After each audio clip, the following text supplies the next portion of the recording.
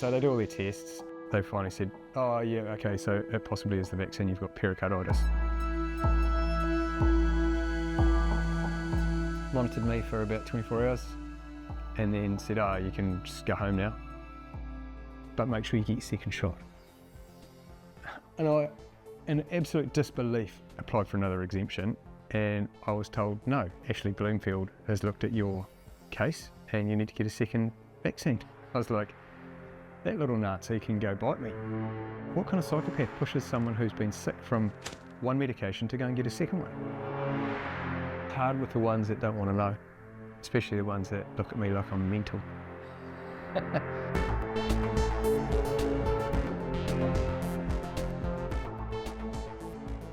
Once the whole COVID thing kind of hit, I was slightly suspicious because they were just trying to instill fear into everyone. And there wasn't a whole lot of stuff to confirm all the data that, you know, and they were talking about how the hospitals are full and all this kind of thing. And so I was quite suspicious. I was like, there's something not right about this. Yeah, it took a while for New Zealand to get the vaccine, and it finally did, and then they just started pushing it really, really hard, which made me even more suspicious. But there was 2 members of my wider family that had cancer, and so I was the weak link because I didn't want to get vaccinated. So the rest of my family went and got vaccinated, bar my youngest son because he was under the age of 12 at the time. And after 5 more days of what I would call quite a bit of pressure, sort of unsaid pressure, I went and got vaccinated, and then I think it was 5 days, I started sort of getting a big knot in my back, which travelled up like to the point where I was just in extreme pain, and then it came into my chest.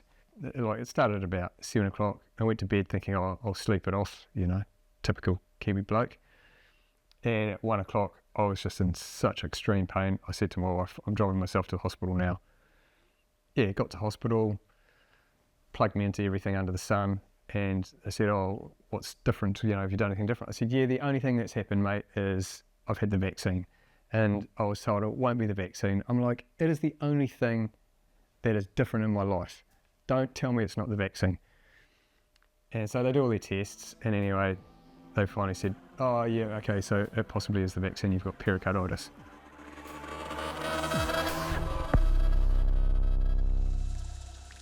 That was the most extremely painful thing I've experienced. I've broken, I don't know, both my arms, both my collarbones, my hands. They hurt, and I get gout. That is extremely painful. And pericarditis just left that all for dead. It was so incredibly painful. They sort of monitored me for about 24 hours and then said, oh, you can just go home now, but make sure you get your second shot. And I, in absolute disbelief, I looked at the doctor and said, are you freaking kidding me? And he goes, oh, COVID's way worse. Now, if that's the caliber of our doctors, like seriously, we're in big, big trouble. So, walked out to my car and jumped in, just Tourette'ing all the way home at the stupidity of the doctor. Because if that's the advice he's giving others, that's a death sentence. I was not told to not do any exercise for 3 months. I had to research that myself because of that information you can actually, pop your clogs. I couldn't do lots of the stuff that I normally do. Very keen hunter. So yeah, no walking in the hills, no nothing. The last thing you want to do is have a heart attack in the hills when you're miles away from anyone or anything. Look, at the end of the day, that's not that big a deal. Like I said, I've broken plenty of bones where you couldn't do anything for 6 weeks, so it's just part of being alive. But yeah, the vaccine was not something that I would have chosen to take without the extreme pressure that was put on everyone.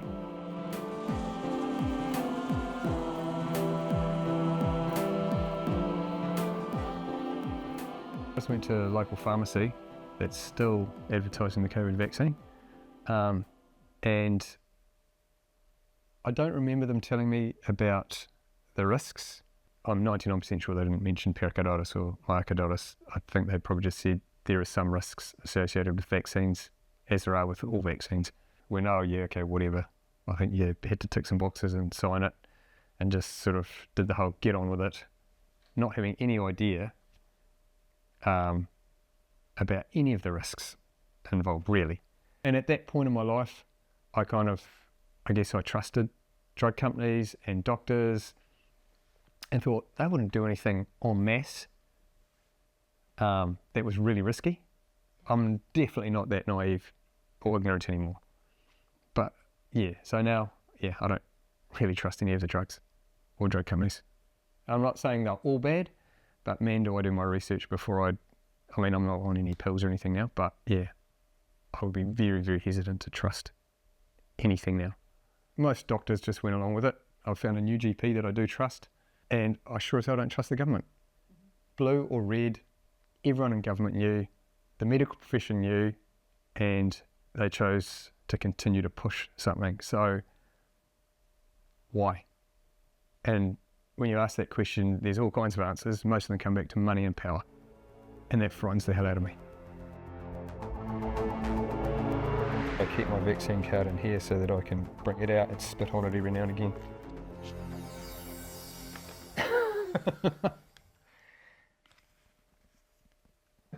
So I was vaccinated on the 5th of the 9th, 2021. That's the card of death. And that shows when I got vaccinated and the batch number, etc., etc. Don't even know why I hang on to it, except for the reasons I've explained, but I have lost friends to the vaccine, so it is a card of death, and it's definitely been a death sentence for some.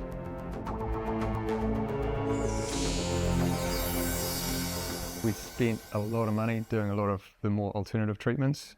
That was a tough 2 years. It definitely left us quite financially stretched.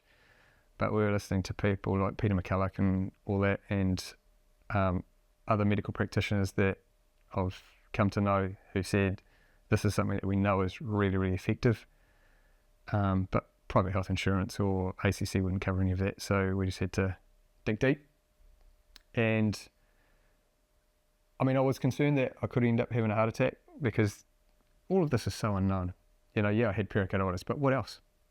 Once I'd come out of hospital and didn't really do any exercise for several months, I felt by and large okay, but there was still a whole heap of unknowns.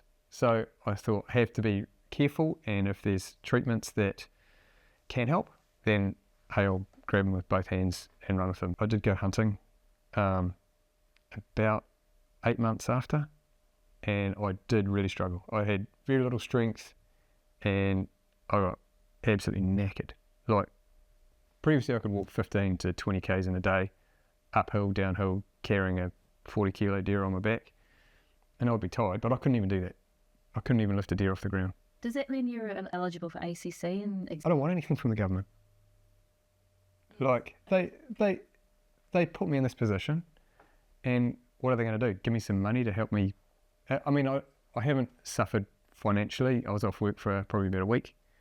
I don't think they would pay for anything unless it was through the health system. Well, I don't trust any of the garbage that you want to peddle my way, thanks.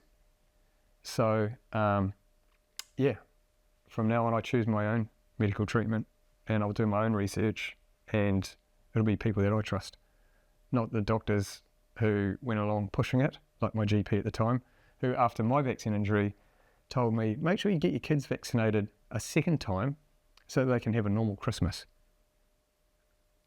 And it was with absolute disbelief that, why would you say that? So needless to say, she's not my GP anymore. And I know, because we've got other friends who use her as a GP, that she has had other people come in with vaccine injuries. Well, is it the mass psychosis they call it? And these are people who are supposed to be really intelligent. Well, they lack any kind of discernment or wisdom as far as I'm concerned.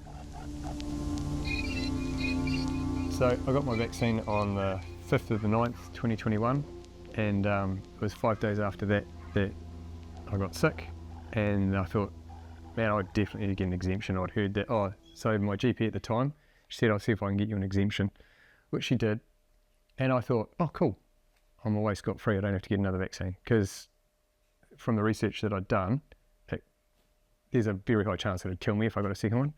Like, my body obviously didn't like it at all, as it lots of other people's bodies didn't. I got the exemption, and then I got a letter in the mail saying your exemption's running out. You need to go and get your second vaccine. And I thought, are you freaking kidding me? So I rang the Ministry of Health and applied for another exemption, and I was told, no, Ashley Bloomfield has looked at your case and you need to get a second vaccine. I was like, that little Nazi can go bite me. There is no way in hell. So I laughed at the person on the phone and thought, you're an idiot. And I thought, well, I'm just going to have to survive not being allowed into here, there and everywhere, and I just don't care. Like, what kind of psychopath pushes someone who's been sick from one medication to go and get a second one? As far as I was concerned, he was a psychopath. My wife and I decided at that point that because my son had also got a vaccine injury, that we were not going to get a second one. And we realised that we just had to be on the out of society. And I was quite comfortable with that.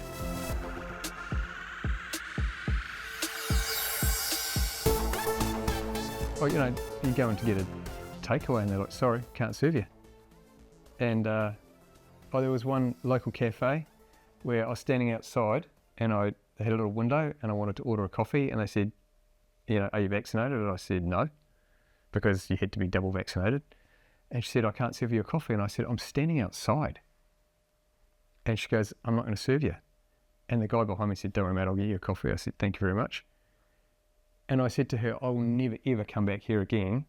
And that was, what, three years ago? And I've never been back, and I never will. Maybe that's stubborn or belligerent or whatever, but I'm kind of like, no, you guys are just horrible people. And I mean, they went over and above and beyond the stupid rules. I was sick of wearing a mask, done my homework on that, and wearing a mask, it didn't matter what it was, the N95s or whatever. Virus particles are super minute, and those masks are for bacteria. So wearing a mask was like standing in a shower with a tennis racket over your head thinking the tennis racket's going to keep you dry. Masks were completely ineffective. With my son, we knew what had happened with my vaccine injury. Like, it started in my back and then sort of crept up through my shoulder and then into my chest. And it was probably about 6 weeks after he had his vaccine injury, and we kind of thought, after I'd had mine, because mine came on so quick, we kind of thought, okay, so I think we're in the clear for the rest of us. And then one night, my son was sitting at his desk doing his homework, and he goes, oh, I've got this real sore back. And I'm like, oh, really? Whereabouts? And he said, oh, just between my shoulder blades. I said, you tell me if that moves. And 2 hours later, he's like, yeah, it's creeping up into my shoulder. And I was like, you're freaking kidding me. I said, get in the car, we're going to hospital now. But yeah, this doctor, I very soon realised that he hadn't fallen for the bollocks either. He was just like, yeah, it's super dangerous. And he did a whole lot of tests on my son. And he said, look, we don't know what it is, but there is definitely something very wrong here. But he said, this technology is so new, and the damage that's been done is something that we can't even diagnose because we don't even know what we're looking for. And he did a D-dimer to see if it was a blood clot, and he said, no, it's not that. And he did all kinds of other tests, and he said, I'd suggest going to a cardiologist. And I said to him, oh, how have you got this far without, being vaccinated? He said, mate, I'm vaccinated up the wazoo. He said, I'm just really lucky. And I know for a fact that he wasn't that lucky.